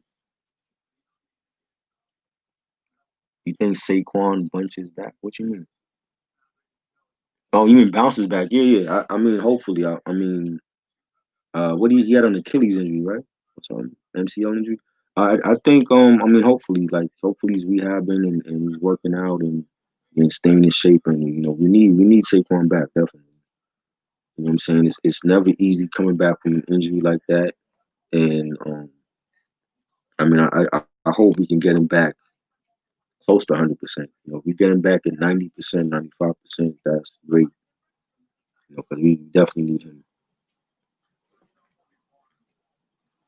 Oh yeah, LT definitely, man. Off the field stuff. We know about that stuff. But just him as a player, he's definitely a legend, man. It's a shame. I don't feel like we have those captains anymore like we used to have. When we used to have Strahan and Justin Tuck. and OC Umanora, and I don't see those leaders defensively in the locker room. You know what I'm saying? And we need those leaders where it's like, yo, we gotta be held accountable for the bad plays we make on the field, and I don't see those leaders on that team. You know what I'm saying? So I don't know. I just hope that they can bring it all together, and we can make a run for a wild card at least. You know, we can still salvage the season because the NFC East is so bad this year, and I'm surprised. But hey, it's up for grabs, and hope and we right there right now. So yeah, ACL and MCLT. That's right. It's hard coming back from those injuries in any sport. So I just hope we can get him back at 90% or something. Yeah, Westside left. They don't like I said this months ago on here. They didn't need Shady. I seen this coming. Okay, when everybody else thought it was a good deal, and Benny signing with Rock. Why did Benny sign with Rock Nation and not Shady? That's what you got to ask yourself. Why did Jay Z get him before Shady? Why did he's the only one that signed with Rock Nation for management? Why did others didn't sign with Rock Nation for management? They signed with Shady, and it's like I didn't understand it. I said this months ago on here, like it wasn't a good look in the first place. They had their own buzz going on as an independent label. Why do you need Shady? What more was Shady gonna do for them? You know what I'm saying? Because if you're looking to go mainstream and you're trying to appease to the younger crowd is not listening to you. They're listening to Megan Thee Stallion and everybody else. So you're gonna do joints with Megan Thee Stallion and Travis Scott and them and piss off your longtime friends. So I didn't really see what was the whole point of them being on Shady. Like Eminem needs them because his roster on Shady is shitty. After D12 and Obi Trice, he didn't really have nobody. And when was the last time they came up with anything?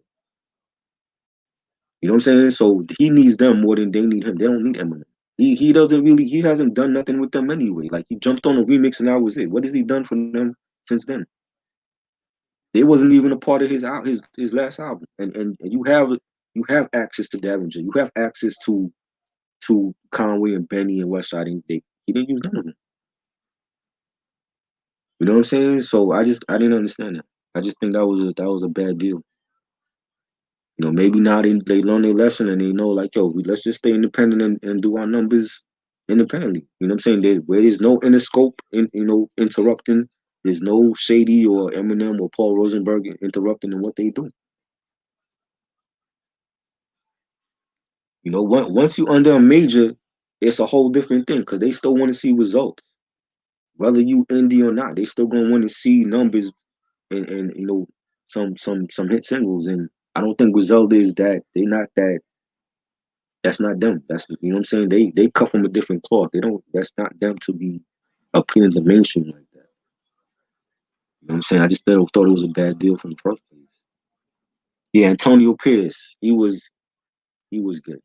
You know what I'm saying? But we need another leader in the locker room for the defense. I don't see that. And I think that's why the defense has been struggling so many years for the Giants because there's no defensive leaders to get in these guys' faces and tell them that, yo, you fucking up. You know what I'm saying? You let that dude get an interception or you let this dude run for 100 yards and you know what I mean? So I think we need that defensive presence in the locker room. Favorite Nick of all time, Patrick Ewing. That's who I grew up watching, in the '80s, and you know, um, Ewing was our best player for many years, and he took us to the finals. And he was a warrior. He played with many injuries, his bad knees. I remember the time he broke his wrist in Milwaukee, out for the season, came back for the playoffs, and Ewing was everything to the city. Man. Definitely a Hall of Famer. Yep, I've been watching The Mandalorian. Definitely watching it, keeping up with it. Um, I'm surprised they had Sasha Banks on there, and I didn't even see the WWE promote Sasha being on The Mandalorian until I want to say Monday they started promoting her on there.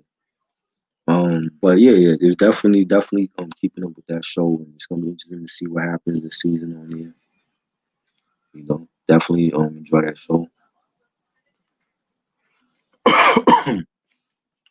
Yeah, I mean, I don't know. I just thought it was a bad deal from the start. I seen it happen. You know what I'm saying? It's kind of different. Like even back then, when I was talking about it over the summer, I compared them to G Unit. It's different because with G Unit, when 50 was doing the mixtapes, he had a buzz in the streets.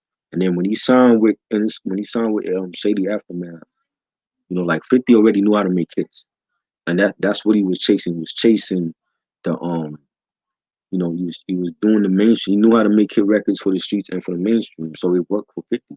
And then once he got on with In the Club, he blew up, and everybody knew who he was. Before In the Club, nobody knew who he was outside of the casual rap fan. Like we knew who he was with Wankster and with Round Here and How to Rob, but In the Club put him in a different stratosphere. That put him open to everybody. And I think that's what Griselda was hoping for, signing with Shady, and it didn't work out for them.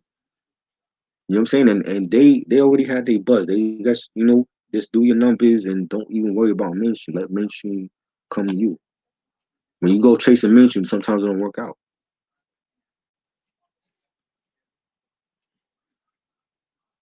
Yeah. Send you the Fire Stick jailbreak link. It's more than a link, bro. It's like levels to you got to do like to jailbreak it. It's not just like a link. Like I could send you like a link on YouTube about like how to do it, but it's like different steps to actually do it, and then add the like different apps and stuff that you want. Whether you want movies or the live pay per view or porn and all that. There's different steps to actually do it. I could send you the link. Just send me your email or whatever.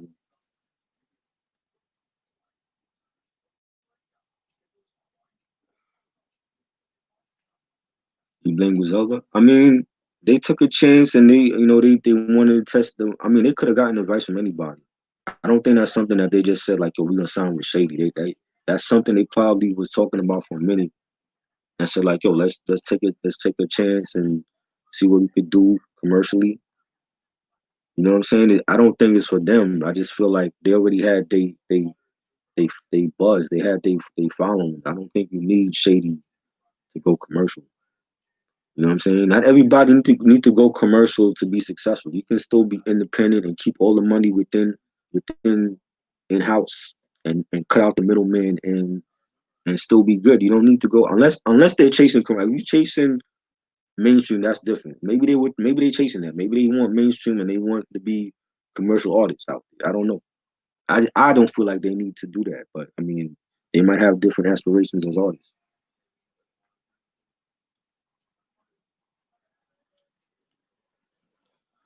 I mean, I don't really keep up with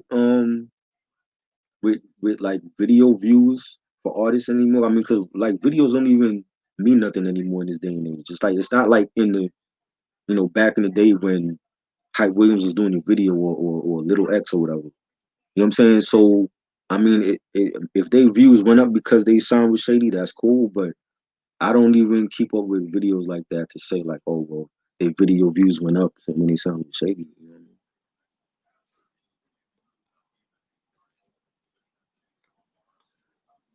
I mean? Mainstream.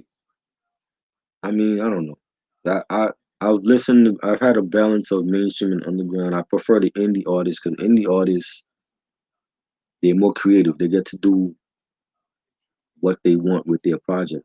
Whereas when you with a big label and you mainstream, you gotta basically conform to their rules, and you need this radio single and this club joint, and you know what I'm saying? Is different when you mainstream and when you indie. When you indie, you have more freedom. You know what I'm saying? I think that a lot of them chase mainstream for to be successful and famous, and then the record label gives them a record label. Here's a record label. Go get go sign artists or whatever. So they got that cushion. But I mean, I don't know. I think indie if I was an artist, I think indie is better because you cut out the middleman. You keeping all the money to yourself. You ain't got no record label telling you when to drop. You basically do it on your own terms. Especially now with social media, it's a lot more easier for artists to drop whenever they want to and cut out the middleman. You ain't got no label telling you when to drop an album. and when they expect a single, and it's a lot easier to be your own artist and to build your own brand on social media now. And they didn't have that back then. Back in the day, you didn't have that. So it's easier now in this day and age to be your own A&R and be your own and build, be your own artist and put out stuff on your time and not anybody else's time.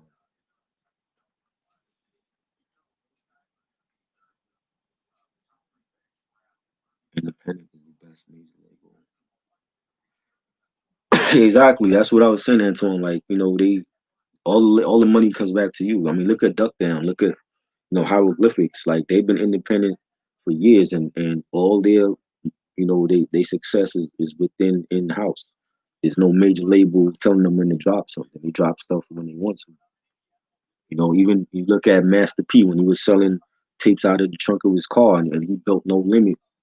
You know what I'm saying? And then he had like Priority and them come to him. You know what I'm saying? It wasn't the other way around. You know,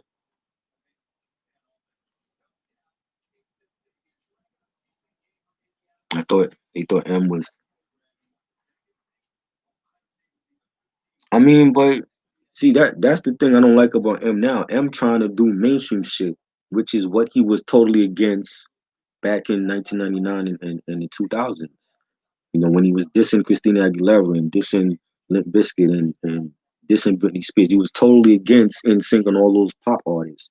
But now in 2020, you're doing exactly what you was totally against. So I don't get that. You know what I'm saying? Like he's trying to stay relevant in his climate of music, and to me, he's just putting out a whole bunch of crap. Favorite song from Boogie Down Productions. Damn. Love's Gonna Get You. Um, My Philosophy. There's a lot of joints I like from them, man. South Bronx, of course. Bridge is Over. Is We Be Here Forever. Boogie Down Productions definitely got like so many joints I love. The whole Self Destruction Project. Right, Antoine. That's what I'm saying. Like Rhyme Say is Def Jux, Ruckus Records, Uncle Howie Records, all of those records, all those record labels, Stone Throw Records, and they put out the best stuff. You know what I'm saying? They ain't gotta report to no big wig at a record label and that's telling them when to put out shit. Like they do shit on their own time. That's the labels I rather fuck with. Like listen to those artists. You know, mellow music. Record labels like that. You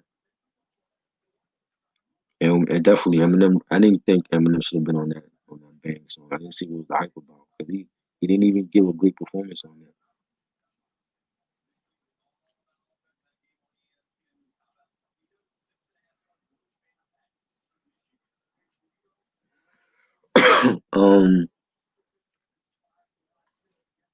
I think it's already happened. I mean,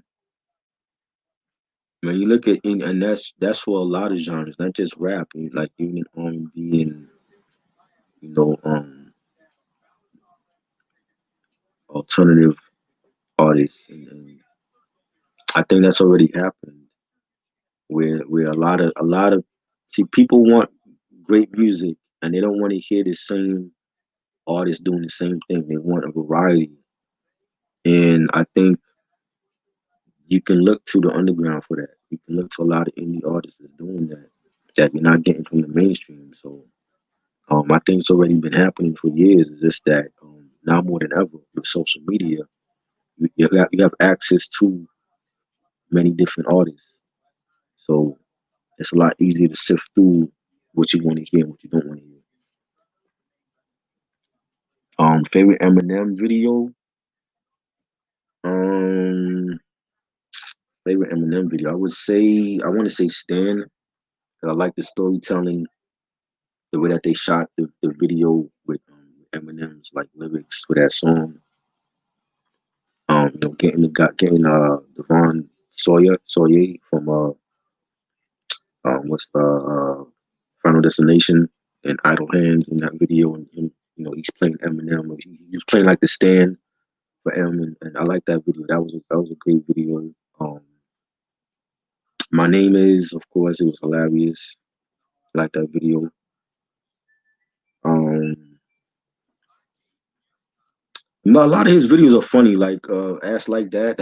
That was hilarious with the crank yankers, the puppets, and Triumph the dog, and those videos were funny. Like you know what I'm saying? So, um, the new song. I didn't know he was dropping a new album. I gotta hear that joint. How do I feel about Harden? Is it official? Did he get traded to Brooklyn? I didn't see nothing about it.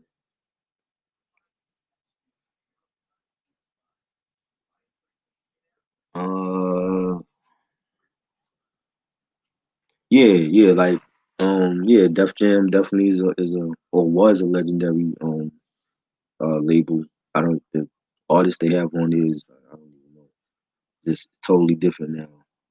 Cold Chillin', Wild Pitch Records, Sleeping Bag Records, yeah, Select Records. They were underrated label back then as well. Yeah, those labels. I mean, they had shitty deals for their artists, but I mean, that's the labels we have to go to get signed or whatever. We just took whatever deal that they presented you. You know, um, I don't listen to Jeezy or Gucci, so I'm not even gonna watch that. I thought it was gonna be Ti. I still don't know why Ti backed out. I thought it would have been Ti and Jeezy, and I was definitely on Team Ti for that because I love Ti's music, his early stuff especially. But I never been a fan of Jeezy. I tried listening to Jeezy many times. I had like homeboys would give me like albums and mixtapes of his. I just couldn't get into his stuff. Gucci, I never really cared for his stuff either. NBA free agency. Well, it's already started. I mean, you got Chris Paul going to Phoenix for Ricky Rubio and Kelly Oubre. Um, who else? Somebody went to Milwaukee. I forgot who it was. It's basically started. It's just, I guess it's not official yet till Friday. I don't know.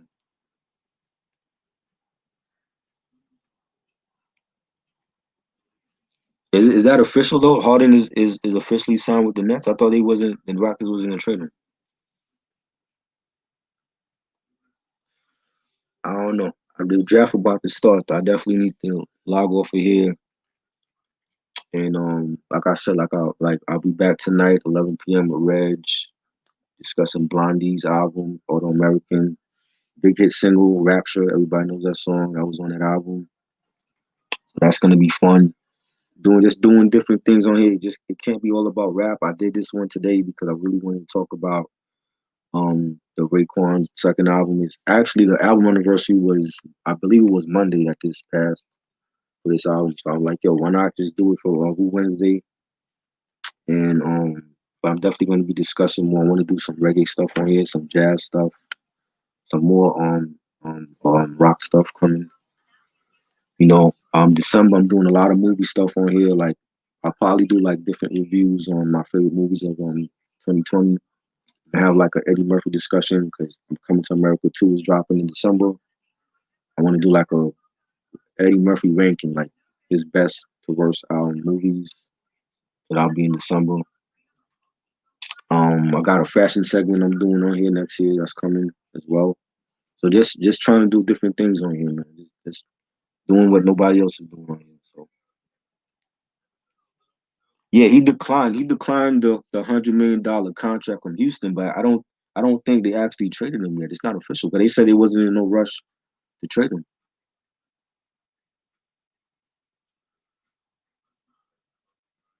What year when you said hip hop wasn't the same? To me, that's a good question, Antoine. To me, I seen this happening like early 2000s. Like when I started listening to more alternative stuff, like when CeeLo went solo, did the whole Gnarls Barkley thing. Um, I got into like that when I started getting into like Linkin Park and Paramore and Katy Perry. I started to see the shift in hip hop. You know what I'm saying? So we had some good albums during that time in the 2000s. We had some bad stuff, but that's when I really started to see a shift, especially with when MySpace was a thing, and people like Soulja Boy got signed from MySpace and Justin Bieber. That's when I really started to see the shift because it was more easier for people to get on now because of social media compared to back then when you had to actually go to the offices with your demo tape. And yeah, I want to say like 2000s. That's when I really started to see the shift in the music.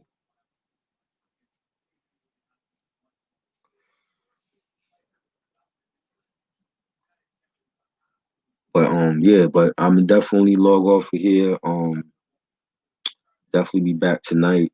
So come join us. Yeah, I heard about the Clay injury. That's crazy. That's bad luck for the Warriors right now on draft day. That came at the worst time. Yeah, I'm definitely doing different things on here, Antoine. So stay tuned. I got a lot of dope ideas coming on here. So thank you again, everybody that showed up. Be back tonight. This was Wu Wednesday. Again, I think this album is out of print, Immobilarity. If you want it, check eBay. It is out of print on Amazon. Check Discogs. If you don't want it, don't buy it. I think it's still decent, but yeah, CB3 got traded to the Suns. Yep, they're gonna definitely be a better team with him. So stay tuned. I'm out. Peace.